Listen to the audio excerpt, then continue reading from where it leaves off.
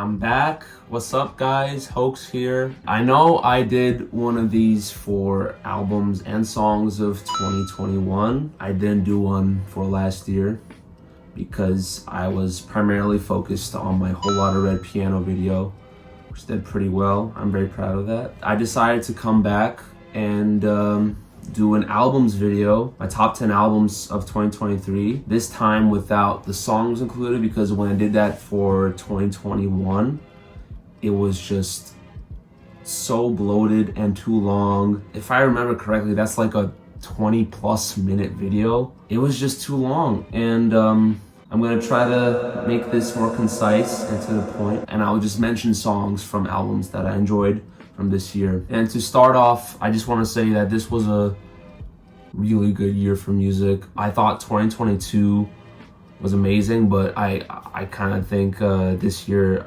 just blew it out of the water. And I thought the same thing for 2021, but like each year it's been getting better and better. So hopefully next year we continue this streak of really good music, because this year was for sure special, to say the least. So there were some albums that didn't quite make my top 10, so I'm gonna do some honorable mentions, starting with the Teezo Touchdown album, How Do You Sleep at Night. This was a very enjoyable project at the time, but unfortunately it did not stay in my rotation for more than like a month, but I can still really appreciate this project, and I'm a really big Teezo Touchdown fan, and I have been supporting him ever since 2021. To see him finally drop his first album was really special. Some of my favorite songs from this album include Okay, Sweet with Foux, Too Easy. The second half of that song is Chef's Kiss, and a few others, but this is a very solid album from Teezo. Next on my honorable mentions is the new JELEEL album, Real Raw,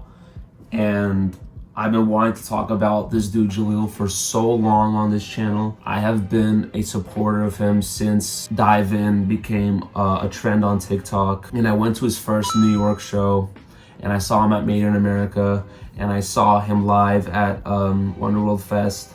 So I've seen him 3 times in 2022, and when he finally dropped his sophomore album in this year, it really delivered for me. It's very underrated.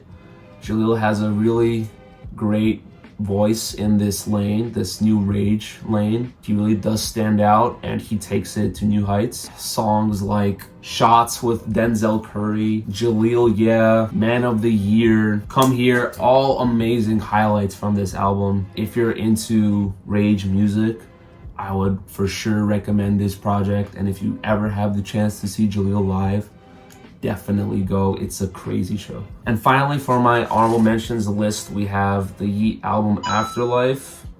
Now, admittedly, at first, when I heard this album, I was not a fan. I liked Yeat when he first came up in 2021, and I kept like following his new music, but for some reason when this first dropped, I did not like it at all. I even posted on my Instagram like, this is so ass. I just think I was kind of sick of the whole Yeat shtick, like the Tonka Twizzy, like it just kind of got annoying to me. But after repeated listens, this is actually a very great project from Yeat, which is kind of crazy to say, because I like more of Yeat's songs than his full albums, but I don't know. Benny X's production on this is just flawless, like, and it truly fits with the album title Afterlife, because some of these songs are like ghostly and like experimental for Yeat. Yeat kind of stepped out of the box with this project, and songs like Myself, No More Talk, Split, How It Go, Demon Tide, Heavyweight, like these are all such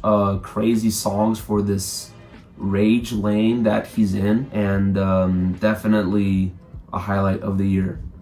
And it's probably my favorite album from my honorable mentions list. Now, starting with my top 10 albums of the year. At number 10, hate to say it, but it's If Looks Could Kill by Destroy Lonely.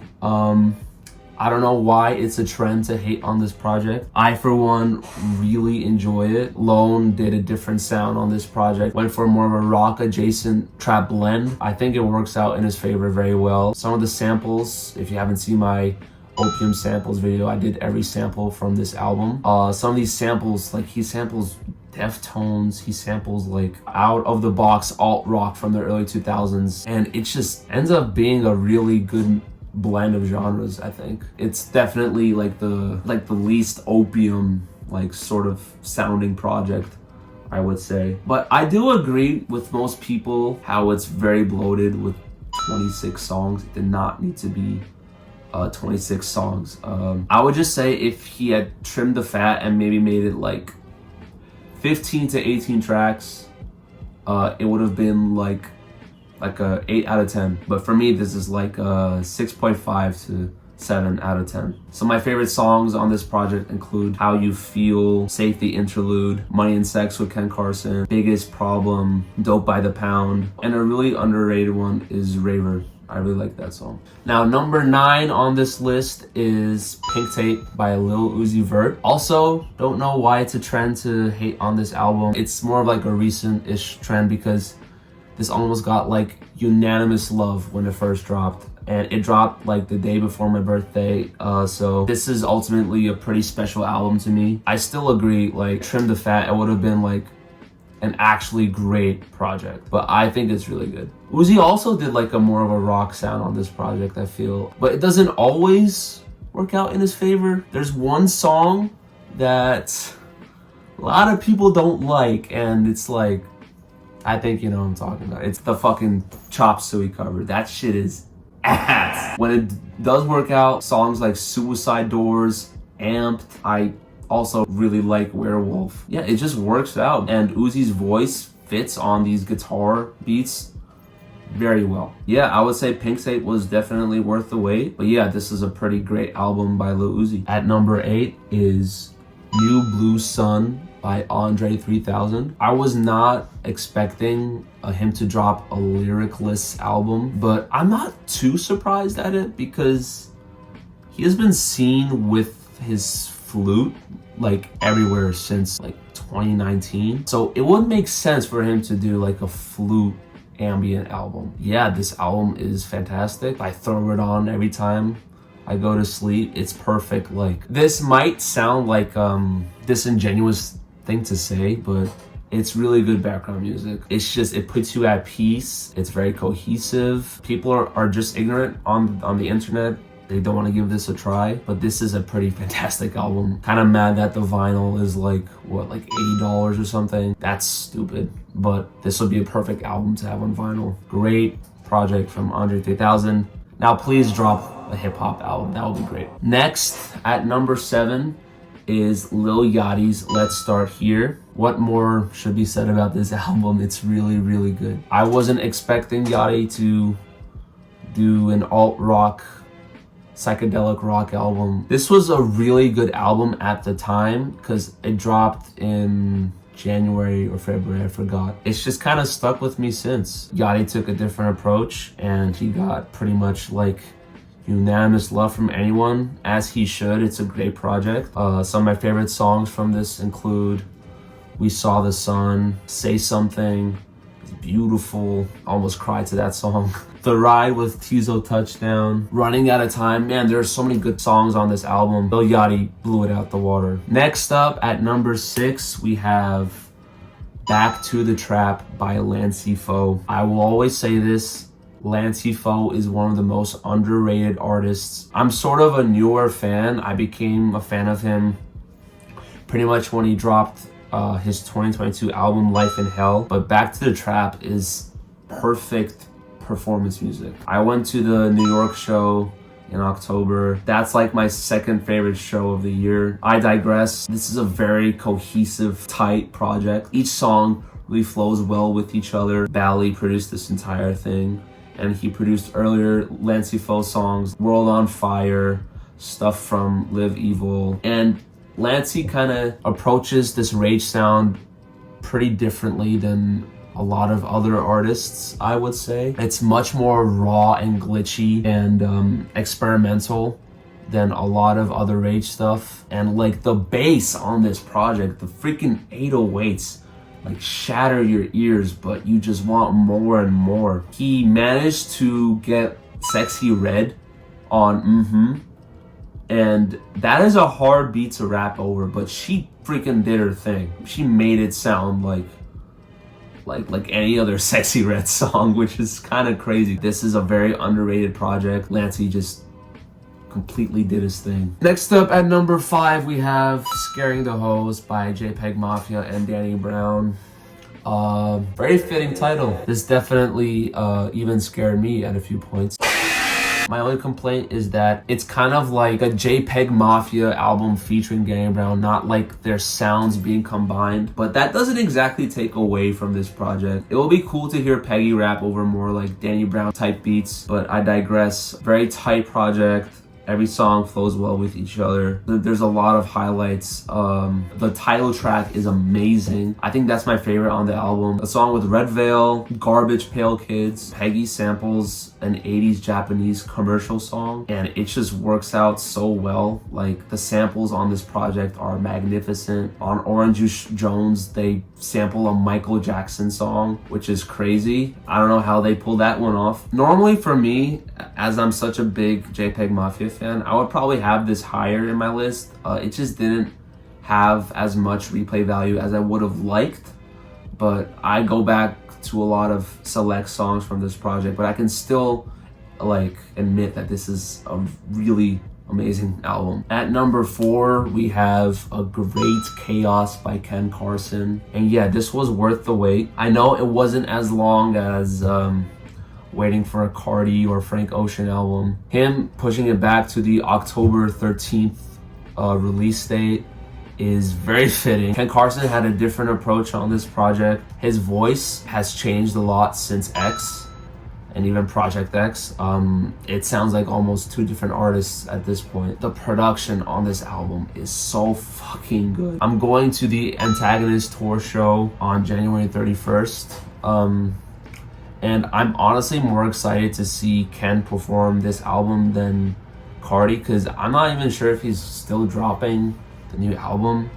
So like, I'm going because of Ken at this point. A Great Chaos is amazing. I would say there's like maybe 1 or 2 like skips, but I don't think there's a bad song on this album. Like, the only skips I guess I would say is I'm not a huge fan of Nightcore 2. It's just kind of whatever to me. Nightcore 1 I think is way better.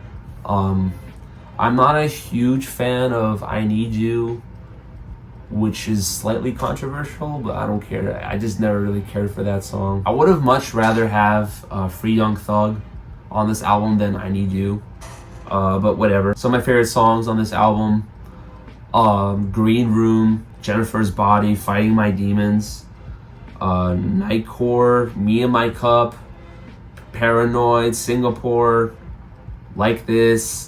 Pretty much every song on this album is like my favorite song.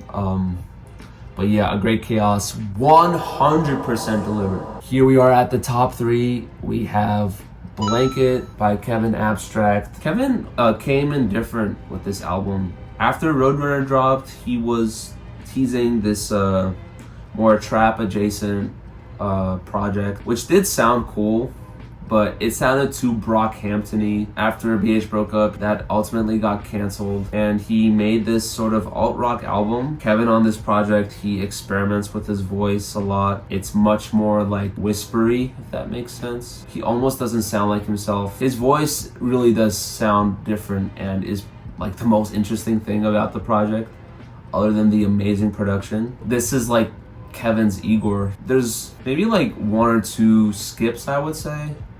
It is a short project. I'm not like a huge fan of Heights, Spiders, and the Dark. Also not a huge fan of Scream and Mr. Edwards. But other than those songs, this is like a flawless album. I went to the New York show before the album dropped, where he would just play new music. I never saw Brockhampton live, but I was front row for that show, and they had us like put our phones in these pouches so we couldn't record, but just like seeing him like right in front of me performing this new music was so special, and definitely enhanced my album listening experience, because I would always kind of go back to that time, and I'm already like pretty nostalgic for it. But this is an amazing project.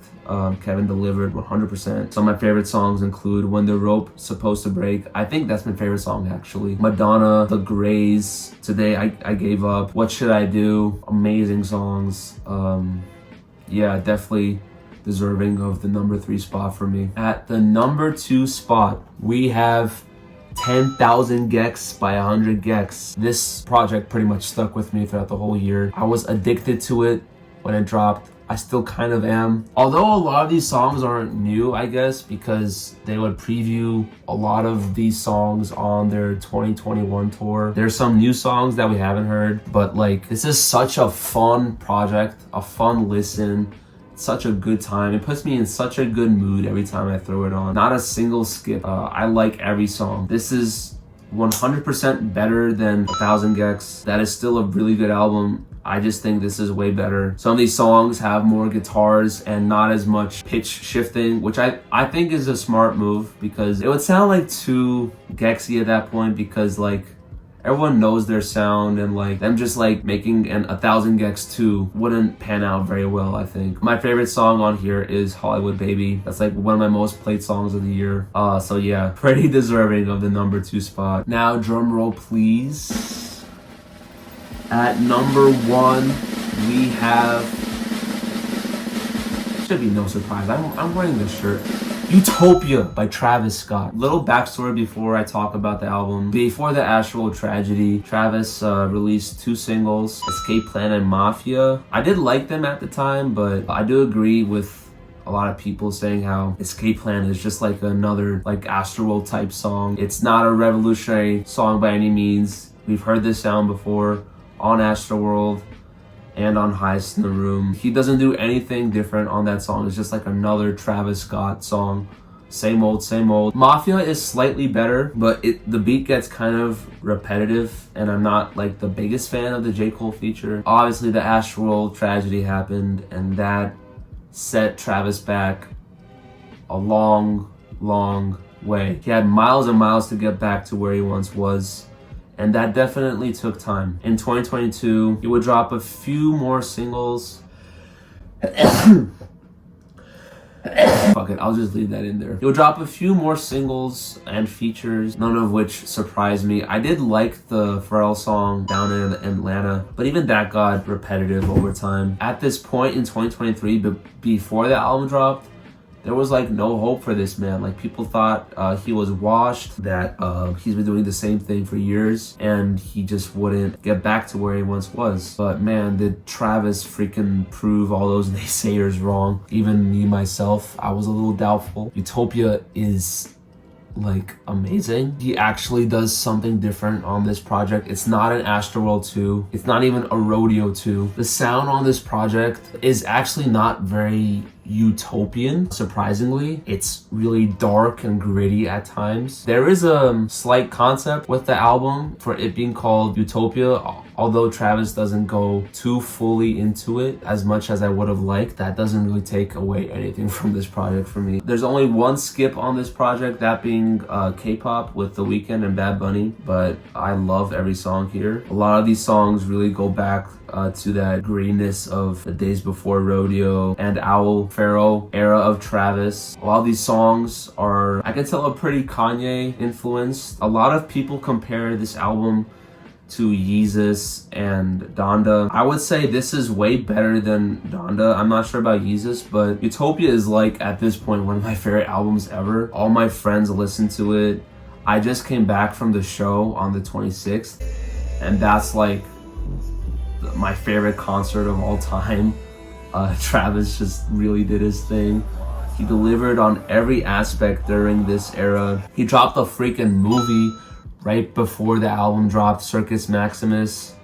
And when I heard Cardi on Fiend, I was jumping out of my fucking seat. My favorite songs are Hyena, Thank God, Modern Jam, Fiend, Schizo, Telekinesis, Lost Forever, Till Further Notice, and My Eyes. I think that is my song of the year. The whole album is just an amazing package front to back. I think this is my favorite Travis Scott album. I don't think that it's a hot take to say it's even his best album. It's like just a little in front of Rodeo for me. Utopia is like, this is peak music. And this album, I can tell, will stick with me for years and years and years and years. I won't mind waiting another 5 years for another Travis Scott project, I'm not gonna lie. Those are my top albums of the year. Thank you so much for watching. I have plans for new videos coming real soon. It's gonna be a very special video coming at the end of January, so prepare for that. I just dropped my first song, actually